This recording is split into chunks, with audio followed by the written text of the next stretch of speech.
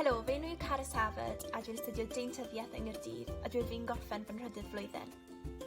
Pam nes i ddewis Caerdydd, y brif resymau oedd enw da ar ysgol, hefyd y ffaith bod cyfleusterau gwych a modern ar gael, a hefyd yn y diwrnod agored oedd y myfyrwyr oedd yn mynd i rownd, wir yn mwynhau y cwrs a yn dangos wir angerdd oedd yna wedi cael effaith mawr yn o fi.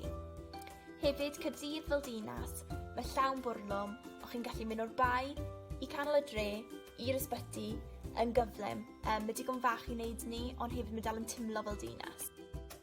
Helo, yn enw yw Catrin a dwi'n newydd orffen fy 5 blwyddyn yma yn astudio Deintyddiaeth yng Nghaerdydd.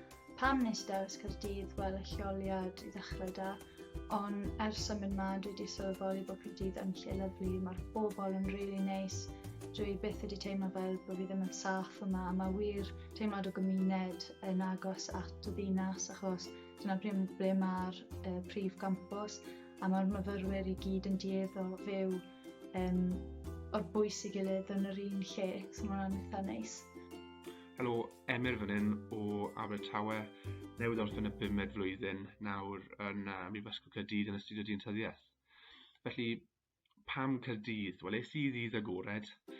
Nes i siarad a myfyrwyr oedd ni yn bresennol, ond nhw i weld yn hapus iawn, ond nhw wir yn hapus gyda sut oedd y cwrs yn Nghaerdydd. Nes i siarad â aelodau o'r staff oedd fyna. Ond nhw i weld yn brofiadol iawn, ond bobl neis hefyd, oedd hwnna'n bendant, yn beth pwysig. Hefyd nes i gael pip o amgylch yr ysbyty ddeintyddiol ei hun. Oedd popeth i wedyn yn bodern iawn, popeth yn newydd. Oedd y lab Phantom Head ble ni'n ymarfer pethau am y tro cyntaf, oedd hwnna newydd galiad newyddion i'n meddwl, felly hwnna bendant yn gyffrous iawn gweld hwnna.